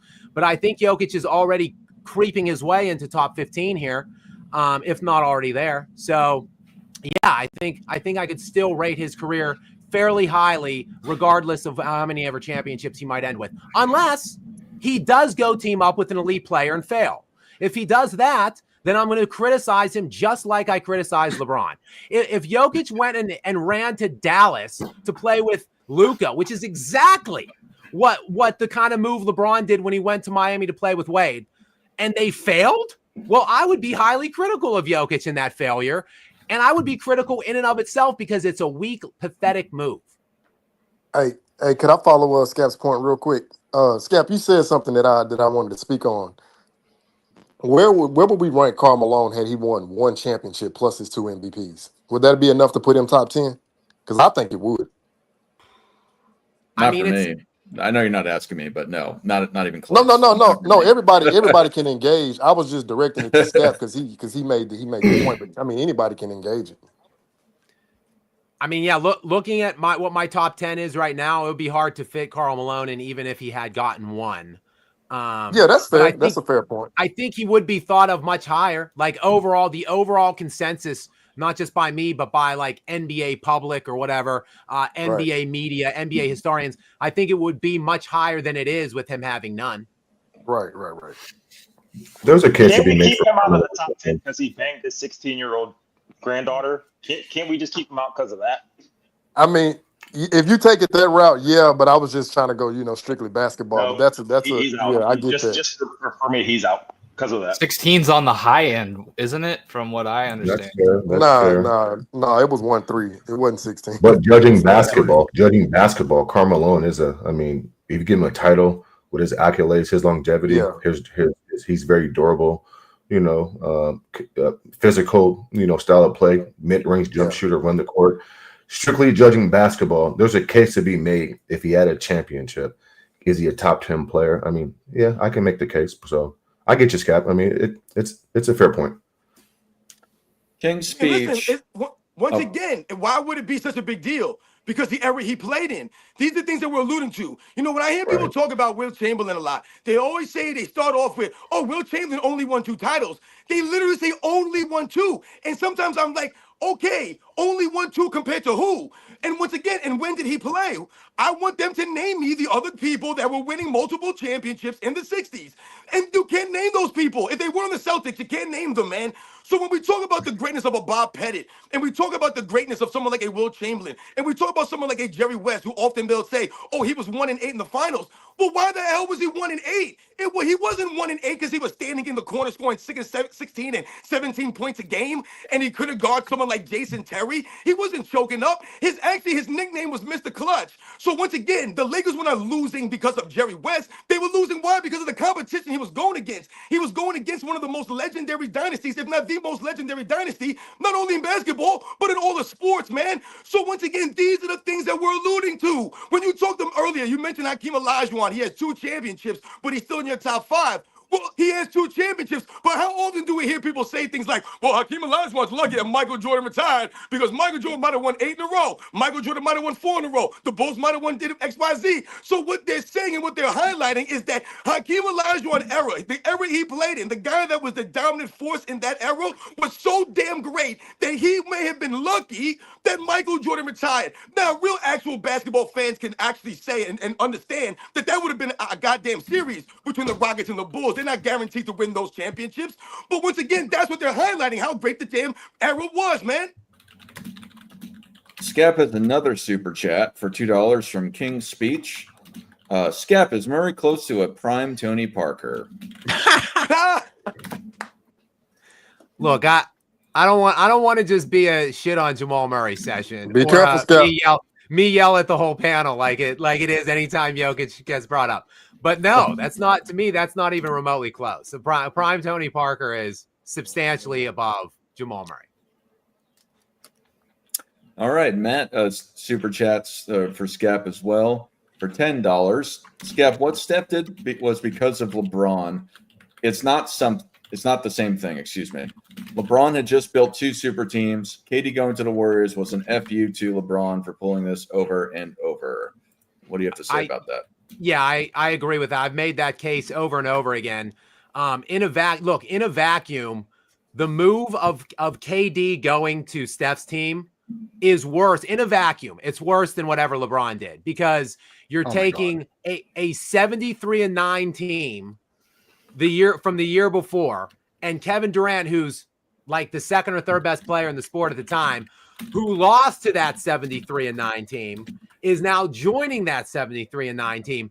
It's absolutely pitiful. So in a vacuum, yeah, I'll grant these LeBron sycophant jock sniffers that in a vacuum, that's a worse move. However, it would have never been done if LeBron didn't make it okay by taking his talents to South Beach to pair up with his bestie in Dwayne Wade. And then look, when Dwayne Wade and Bosh when that team was failing after LeBron had squeezed out all of the juices from them, so to speak, he then goes to Cleveland. And I see this, and let me just squeeze this in real quick. Many people will push back on me now, like 12 years later.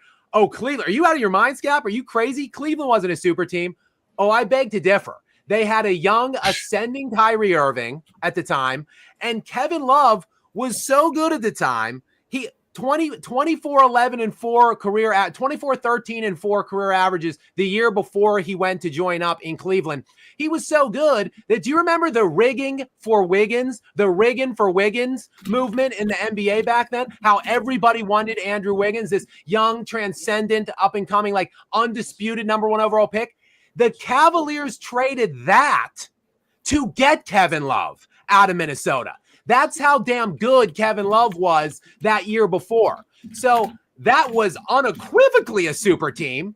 They go and beat that 73-9 Warriors team because Kyrie Irving outplayed Steph Curry head-to-head for a 7-game series. They had the 2 best players in LeBron and Kyrie Irving by far, and then because of that, the Warriors. So people say, "Oh, this is how good LeBron was. KD needed to team up with a 73-9 win team." No. How good LeBron's super team was that they beat a 73-9 team in the regular season, and that's why KD joined. So I understand the full ideology and mentality as to why Steph went and did the recruitment. All I'm saying is it happened. And if we want to give Jokic like Shea or Giannis or Luka for 2 or 3 years and see how many championships he has, then let's go ahead and do it. And I can be critical of him the same as I am of these other guys. Scap and I have talked about this in length. We actually did a show on it. And I think it's interesting that Kevin Durant is called a bus rider and a bum and all that. And yet everybody acts like recruiting him was the craziest thing ever. You guys act like they went out and got the current GOAT. I thought that was LeBron James. I mean, I say that the same success would not have taken place if LeBron James had recruited Kevin Durant. Wouldn't have worked. I don't think it would have succeeded.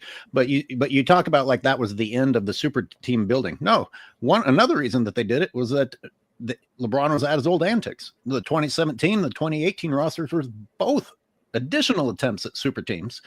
And I'll put out one detail that gets left out a lot. Bogut getting hurt was a huge difference maker in 2016.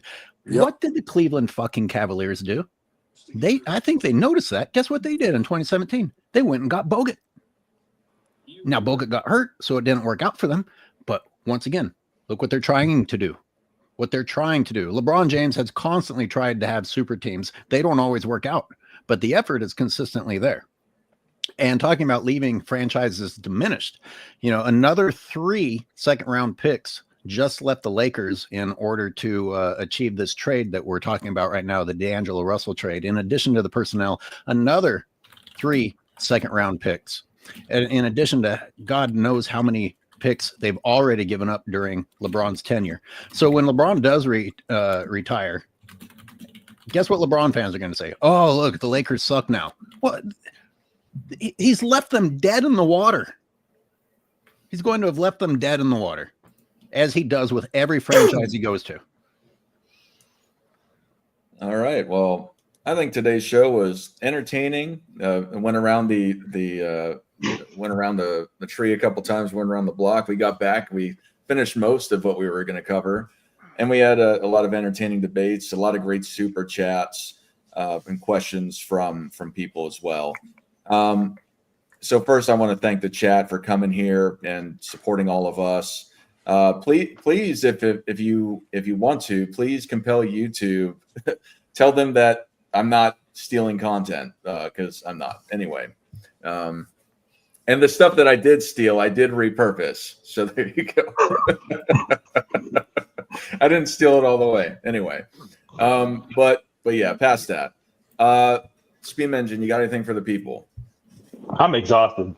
Yeah, I thank all you guys as always. I do want to say, keep a lookout on this D'Lo trade, because if he goes to the Nets and balls out and has any part of turning that team around, we can put this LeBron makes teammates better shit to bed finally, because D'Lo will be the ultimate experiment with that. That's all. I'm gonna back off. Nick, you have anything to say? And also, I meant to ask you this, Speam, but I forgot. What about Precision Hoops? Are you guys going to have an episode on Wednesday? Yeah, absolutely. We'll decide what it's on Wednesday. All right, Nick, you got anything for the people? No, I had fun. Merry Christmas, Happy New Year's to everyone in the chat. We appreciate all you guys watching. So that's all I got. Hoop God.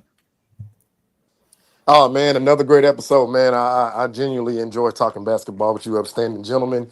And Dart got a new quote. We're gonna continue to kill the cap in these basketball discussions. That's all I got. Yeah, I thought that was a good one yesterday. AOH, what do you got to say? I'll end with positivity and just thank everyone who's watching, tuning in, and supporting us. We appreciate you guys being there. The show is only about positivity.